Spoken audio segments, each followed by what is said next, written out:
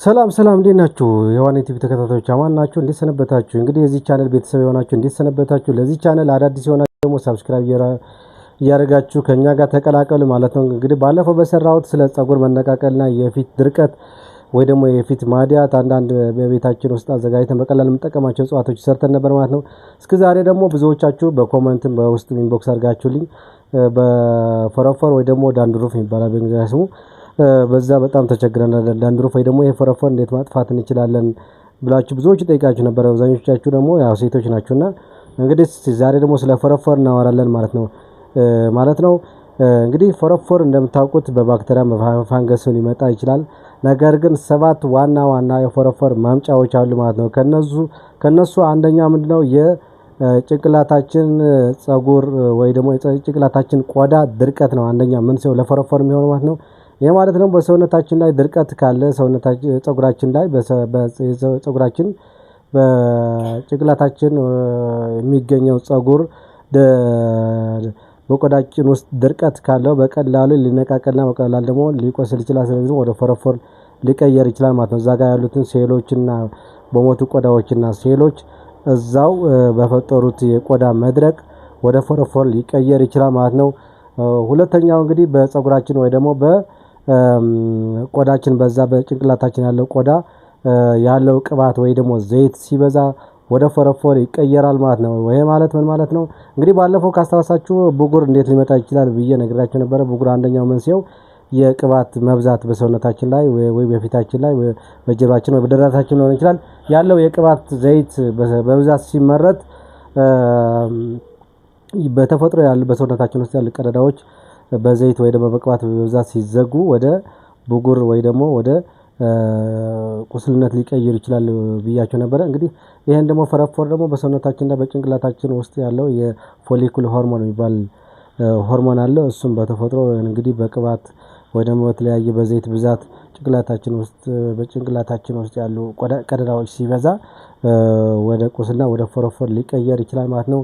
ሶስተኛው እንግዲህ ፋንገስ ነው ማለት ነው። በተፈጥሮ በሰውነታችን ላይ ፋንገስና ባክቴሪያዎች አሉ። እነዚህ ፋንገስና ባክቴሪያዎች ለኛ ጠቃሚ ናቸው ማለት ነው። ነገር ግን ከመጠን በላይ ሲመረቱ እነዚህ ፋንገሶችና ባክቴሪያዎች ወደ ሌላ በሽታ ወይ ደግሞ ሌላ ቁስለት ሊሸጋገር ይችላል ማለት ነው። ስለዚህ በሰውነታችን ወይ ደግሞ ጭንቅላታችን ውስጥ ያለው ፋንገስ ከመጠን በላይ ሲመረት ወደ ፎረፎር ሊቀየር ይችላል ማለት ነው።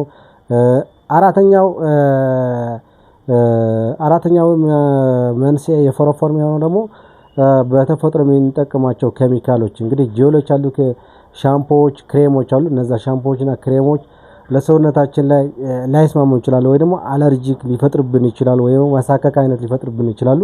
ስለዚህ ይሄን አለርጂክ ወይም ማሳከክ ወደ ፎረፎር ሊቀየር ይችላል ማለት ነው።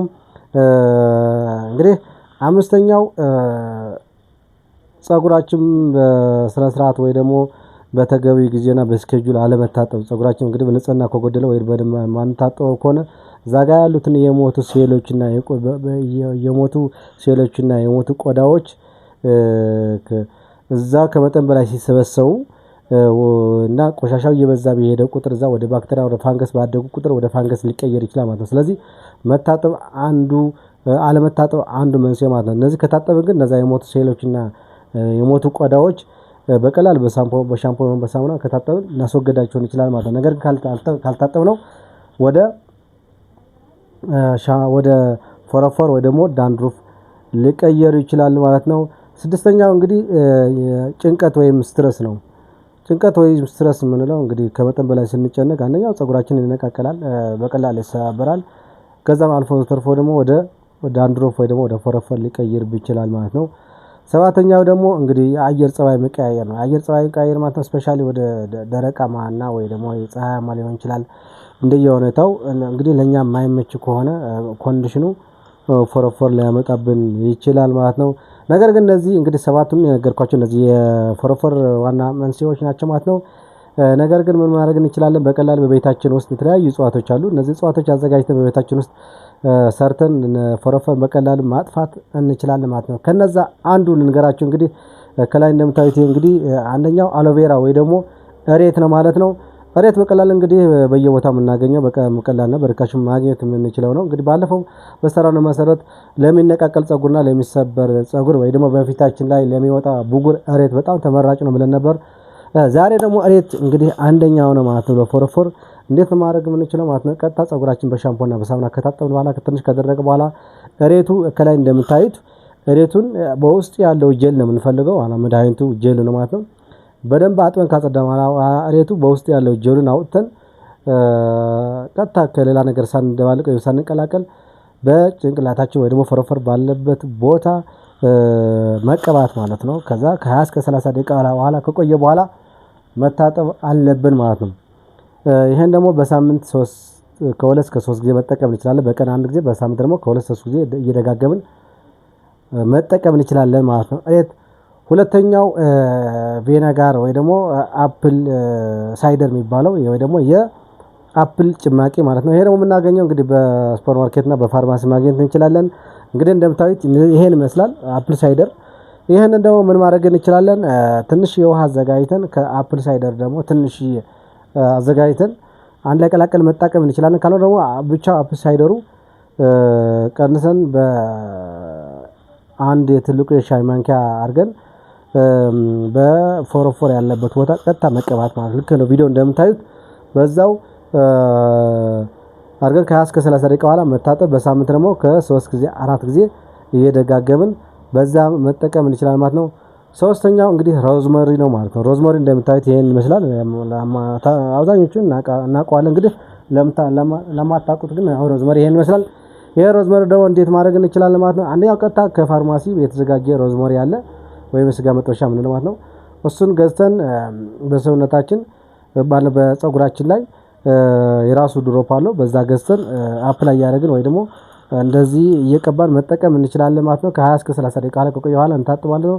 ካልሆነ ደግሞ ሮዝመሪ እንደዛ ማናገኝ ከሆነ ደግሞ በቤታችን ውስጥ አፍልተን ከቀዘቀዘ በኋላ ትንሽ ቀንዘን በቀን አንድ ጊዜ እየተጠቀምን በሳምንት ከ3 እስከ 4 ጊዜ መጠቀም እንችላለን ማለት ነው። አፍልተን ከቀዘቀዘ በኋላ በትንሽ ቀንሰን ፀጉራችን ፎረፎር ያለበት አካባቢ ልክ እንደ ቪዲዮ እንደምታዩት ማለት ነው እዛ ጋር መቀባት እንችላለን ማለት ነው። እንግዲህ አራተኛው ጨው ነው ማለት ነው። ጨው እንግዲህ አብዛኞቻችን እንደምታውቁት ለምግብነት ነው የምንጠቀመው፣ ነገር ግን ለፎረፎርም ይሆናል ማለት ነው። እንዴት ነው ለፎረፎርም የሚሆነው ካላችሁኝ፣ ትንሽ የጨው ቆንጥረን ወስደን ልክ እንደምታዩት ከላይ ማለት ነው ቆንጥረን ትንሽ የተወሰነ ወስደን አንድ የሻይ ማንኪያ ትንሽ የሻይ ማንኪያ አድርገን ከውሃ ትንሽ ቀላቅለን እዛ ችግር ያለበት ወይ ደግሞ ፎረፎር ያለበት አካባቢ እንቀባዋለን።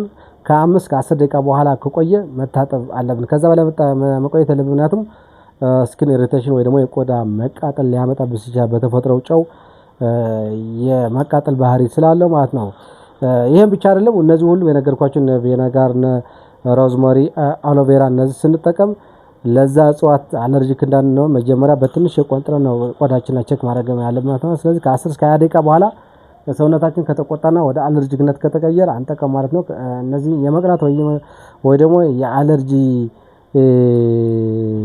እንትን ከሌለው ደግሞ እንግዲህ እንጠቀመዋለን ማለት ነው። ከ10 እስከ 20 ደቂቃ ሰውነታችን ከቀለና ከተቆጣ ወይ ደግሞ አለርጂክ እንደ ብጉር ነገር ካወጣ ግን አንጠቀም አለርጂክ ለዛ ምርት ማለት ነው። ስለዚህ ይሄን መጠቀም እንችላለን፣ እነዚህ ምርቶችን መጠቀም እንችላለን ማለት ነው። በቀላሉ እነዚህ አዘጋጅተን በቤታችን ውስጥ ዳንድርፍ ወይ ደግሞ ፎረፎር ማጥፋት እንችላለን ማለት ነው። እዚህ ጋር ግን አንድ ተጨማሪ የምነግራችሁ እንግዲህ ፎረፎር ያለው ሰው በቤት ውስጥ ለምሳሌ ሴቶች ከሆናችሁ አንደኛው ማበጠሪያ ክሬሞች፣ የፀጉር መሸፈኛዎች እንደዚህ መቀያየር የለብንም። ከአንደኛው ወደ አንደኛው በቀላል ሊተላለፍ ስለሚችል ማለት ነው። ያ ፎረፎር ልክ ፋንገስ ስለሆነ በፋንገስ እና በተለያዩ ባክቴሪያዎች ሊመጣ ስለሆነ ፋንገስ ባክቴሪያዎች ደግሞ ከሰው ወደ ሰው ተላላፊ ስለሆኑ የራሳችን መበጠሪያ፣ የራሳችን ሻምፖ፣ የራሳችን የፀጉር መሸፈኛ መጠቀም አለብን። ኢቭን ኢፍ ምንተኛበት ትራስ ሌላ ሰው የሚጠቀመው ከሆነ በዛ ሊተላለፍም ይችላል። ስለዚህ እዛ ላይ መጠንቀቅ መቻል አለብን ማለት ነው። ነገር ግን በእነዚህ ቤታችን ውስጥ የነገርኳችሁ እነዚህ በሆም ሪሚዲ ወይ ደግሞ ቤታችን ውስጥ ሰርተን የምንጠቀማቸው እነዚህ ምርቶች ወይ ደግሞ በእነዚህ እጽዋት ካልጠፋ ቀጥታ መሄድ ያለብን ሕክምና ሄደን በደርማቶሎጂስት ወይ ደግሞ በቆዳ ሐኪም መታየት አለብን ማለት ነው። ነገር ግን ይሄንን ማናገኝበት እድል ካለ ደግሞ ከፋርማሲ ገዝተን በጣም ኢፌክቲቭ የሚባሉ ክሬሞች እና ሻምፖዎች አሉ። እነሱ መጠቀም እንችላለን ማለት ነው። ስፔሻሊ ለወንዶች ክሬሞችን ብንጠቀም ምንም ችግር የለም። ምክንያቱም ፀጉራችን አንደኛው ስለምንላጨውና አጭርም ስለሆነ በቀላል ማዳረስ ይቻላል ማለት ነው። ሴቶች ግን ከላይ እንደምታዩት እንግዲህ እንደዚህ ላይ ፀጉራቸው የሴቶች ፀጉር ነው በጣም ብዙም ከመሆኑ የተነሳ እንግዲህ ክሬም አይበቃውም። በዛ ላይ ደግሞ በውስጥ ስለሆነ ያለው እንትን ፎረፎሩ ሻምፖን መጠቀም ያለባችሁ ማለት ነው። እንደምታዩት ከላይ ኬተከናዞል የሚባል ሻምፖ አለ።